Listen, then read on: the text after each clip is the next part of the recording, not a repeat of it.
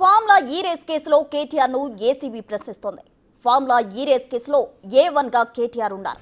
నిధుల దుర్వినియోగం, విదేశీ కంపెనీకి నగదు బదిలీపై ప్రశ్నలు సంధిస్తున్నారు. కేటీఆర్ ను ముగ్గురు అధికారుల బృందం విచారణ చేస్తోంది. ఆన్లైన్లో FEO సంస్థ స్టేట్మెంట్ ను ఏసీబీ రికార్డ్ చేసింది. FEO స్టేట్మెంట్ పై కేటీఆర్ ను ఏసీబీ ప్రశ్నిస్తోంది.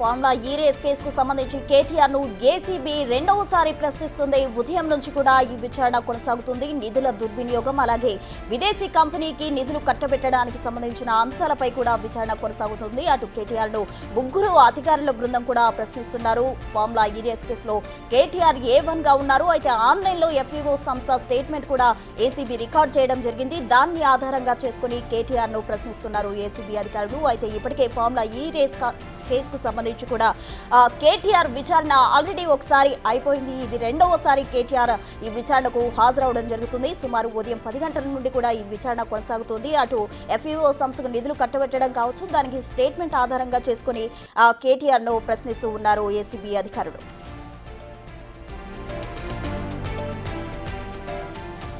ఫార్ములా ఈ రేస్ కేసుకు సంబంధించి కేటీఆర్ విచారణ కొనసాగుతుంది. దీనికి సంబంధించి పూర్తి డీటెయిల్స్ మా ప్రతినిధి సాగర్ అందించేందుకు సిద్ధంగా ఉన్నారు. సాగర్, ప్రస్తుతం ఫార్ములా ఈ రేస్ కేసులో కేటీఆర్ని 5 గంటలుగా ఏసీబీ అధికారులు విచారిస్తున్నారు. ఉదయం 10 గంటల నుంచి కూడా విచారణ కొనసాగుతుంది. అయితే ప్రధానంగా నిధుల మళ్లింపు పైన కూడా విచారిస్తున్నట్లుగా కూడా తెలుస్తోంది. ఫార్ములా ఈ ఆపరేషన్కి HMDA అకౌంట్ నుంచి నిధులు మళ్లింపు 55 కోట్ల రూపాయల, సుమారు 55 కోట్ల రూపాయల నిధులు మళ్లింపు పైన దానికి సంబంధించిన పూర్తిస్థాయి ఆధారాలు ఇప్పటికే ఏసీబీ సేకరించింది. దాంతో పాటుగా సంస్థలకు సంబంధించిన గిన్కోతో పాటుగా ఇటు మరో సంస్థకు సంబంధించినటువంటి ప్రతినిధులను ఇప్పటికే విచారించింది వర్చువల్గా. దానికి సంబంధించిన కొన్ని కీలక ఆధారాలు కూడా ఇప్పటికే ఏసీబీ సేకరించింది. వాటిని ముందుంచి ఏదైతే సంస్థ ప్రతినిధులకు సంబంధించినటువంటి స్టేట్మెంట్తో పాటుగా వాళ్ళ వద్ద నుంచి కొన్ని డాక్యుమెంటల్ ఎవిడెన్స్ కూడా ఏసీబీ స్వాధీనం చేసుకున్న నేపథ్యంలో వాటిని ముందుంచి కేటీఆర్ని ప్రశ్నిస్తున్నట్లుగా కూడా తెలుస్తుంది. గతంలో కూడా సుదీర్ఘంగా 6.5 గంటల పాటు కూడా ఏసీబీ కేటీఆర్ని విచారించింది. కొన్ని కీలక ఆధారాలు సేకరించింది. దాంతోపాటుగా HMDA కమిషనర్గా ఉన్నటువంటి అరవింద్ కుమార్, సీనియర్ IAS అధికారి అరవింద్ కుమార్, BLN రెడ్డిలను కూడా సుదీర్ఘంగా గతంలో విచారించిన పరిస్థితి. వారి స్టేట్మెంట్ ఆధారంగా కూడా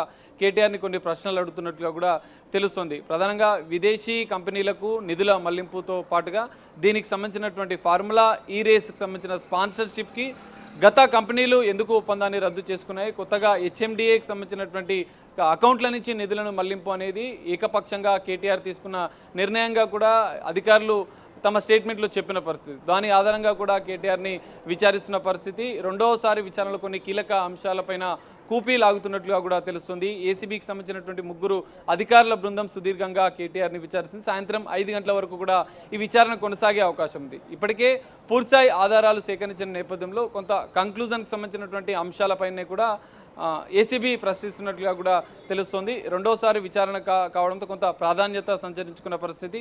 ఉదయం నుంచి కొంత BRS కార్యాలయం వద్ద ఉద్రిక్తత, కొంత హంగామా వాతావరణం అనంతరం కూడా ఇటు విచారణ అయితే ఇంకా కొనసాగుతుంది. సాయంత్రం 5 గంటల వరకు ఈ విచారణ కొనసాగే అవకాశం ఉంది. విచారణ అనంతరం కూడా ఎలాంటి అంశాలపైన ఆరా తీసింది ఏసీబీ కొన్ని కీలక అంశాలపైనే ఈరోజు విచారణ చేస్తున్న నేపథ్యంలో, ఈ కేసు తుది దశకు చేరుకుంటున్న నేపథ్యంలో కొన్ని సంచలన విషయాలు, కొన్ని కీలక అంశాలు కూడా విచారణలో ఈరోజు విషయాల్లో వెల్లడే అవకాశం అయితే కనిపిస్తుంది. ప్రస్తుతం సాగర్, అయితే కేటీఆర్ ఈ విచారణకు హాజరయ్యే ముందు కూడా కొన్ని కీలక వ్యాఖ్యలు చేయడం జరిగింది. తనను అరెస్ట్ చేసుకుంటే తనకేం భయం లేదు, ఇవేం కొత్త కాదు అంటూ కూడా కొన్ని కీలక వ్యాఖ్యలు చేయడం జరిగింది కేటీఆర్. అయితే ఈ విచారణ అనంతరం కొలికి వచ్చే అవకాశం ఉందంటారా? ఈ ఫార్ములా ఈ రేస్ కేసుకు సంబంధించి మొత్తం కూడా దానికి సంబంధించిన ఏమైనా అప్డేట్స్ అందాయా మీకు? ప్రశ్న ఖచ్చితంగా, ఎందుకంటే ఇప్పటికే సంస్థ ప్రతినిధులతో పాటుగా ఇటు HMDA అధికారుల, పూర్వ HMDA అధికారులను కూడా విచారించిన నేపథ్యంలో ఏసీబీ పూర్తిస్థాయి రెండోసారి కేటీఆర్ విచారణ అనంతరం కూడా కొన్ని కీలక అంశాలను కూడా సేకరించిన అనంతరం ఛార్జ్ షీట్ వేయాలన్న యోచనలో ఉన్నట్లుగా కూడా తెలుస్తుంది. అందులో భాగంగానే సుదీర్ఘంగా విచారణ కొనసాగుతుంది. మరి విచారణ అనంతరం కొన్ని కీలక అంశాలపై నిధుల మళ్లింపు, ఎందుకంటే హిమాయత్ నగర్లో HMDA అధికారిక బ్యాంక్ అకౌంట్ నుంచి ఆర్బీఐ నిబంధనలకు విరుద్ధంగా ఎన్నికల కోడ్ నిబంధనలకు విరుద్ధంగా కూడా నిధుల మళ్లింపు జరిగినట్లుగా కూడా ఇప్పటికే కొన్ని కీలక ఆధారాలను ఏసీబీ సేకరించింది. దాంతోపాటుగా ప్రభుత్వ అనుమతి లేకుండా, కేబినెట్ అనుమతి లేకుండా ప్రభుత్వ నిధులను కేవలం కేటీఆర్ ఆదేశాల మేరకే కూడా విదేశీ కంపెనీలకు మళ్లించినట్లుగా కూడా, విదేశీ కంపెనీలకు ట్రాన్స్ఫర్ చేసినట్లుగా కూడా గతంలో సీనియర్ ఐఏఎస్ అధికారి అయినటువంటి అరవింద్ కుమార్, బిఎల్ఎన్ రెడ్డిలు కూడా తమ వాంగ్మూలంలో చెప్పిన పరిస్థితి. వీటి ఆధారంగా ప్రధానంగా నిధుల మళ్లింపుకు సంబంధించినటువంటి అంశంలో ఇటు కంపెనీ ప్రతినిధులను, అధికారులను కూడా విచారించిన నేపథ్యంలో వాటిని ఆధారంగా చేసుకొని గతంలో విచారించింది. ఈ రోజు కూడా కొన్ని కీలక అంశాలపైన విచారణ కొనసాగుతుంది. మరి ఈ రోజు ఒక కొలిక్కి వచ్చే అవకాశం ఉంది. తుది దశకు ఇటు ఫార్ములా ఈ రేస్ కేసు సాగుతున్న నేపథ్యంలో కేటీఆర్ విచారణ అనంతరం కూడా కీలక అంశాలను రాబట్టిన అనంతరం కూడా ఏసీబీ ఈ కేసులో ఛార్జ్షీట్ నమోదు చేసే అవకాశం ఉంది. ఛార్జ్షీట్ వేసిన అనంతరం కూడా కొన్ని కీలక పరిణామాలు కేసులో చోటు చేసుకునే అవకాశాలు అయితే కనిపిస్తున్నాయి. ప్రస్తుతం సాగర్, మనం చూస్తున్నట్లయితే సుమారు 4-5 గంటలుగా కూడా ఈ విచారణ సాగుతూ ఉంది. అయితే ఈ విచారణలో ఎన్ని ప్రశ్నలు సంధించారు అన్న దానికి సంబంధించిన ఇన్ఫో ఉందా? ప్రశ్న ఖచ్చితంగా 4 అంశాలపైన హెచ్ఎండిఏకి సంబంధించినటువంటి అకౌంట్ నుంచి 54,88,00,000 రూపాయలను ఫార్ములా ఈ ఆపరేషన్కి సంబంధించినటువంటి లండన్ కంపెనీకి వీళ్ళు మళ్లించారు. అది ఎన్నికల కోడ్కి నిబంధనల విరుద్ధంగా ఆర్బీఐ నిబంధనలు, ఎందుకంటే విదేశీ కంపెనీలకు నిధులు ట్రాన్స్ఫర్ చేసేటప్పుడు ఖచ్చితంగా ఆర్బీఐకి సంబంధించినటువంటి సమాచారం ఇవ్వాల్సి ఉంటుంది, ఆర్బీఐ నిబంధనల ప్రకారం చేయాల్సి ఉంటుంది. కానీ ఇక్కడ ఆర్బీఐ నిబంధనల ఉల్లంఘన జరిగింది.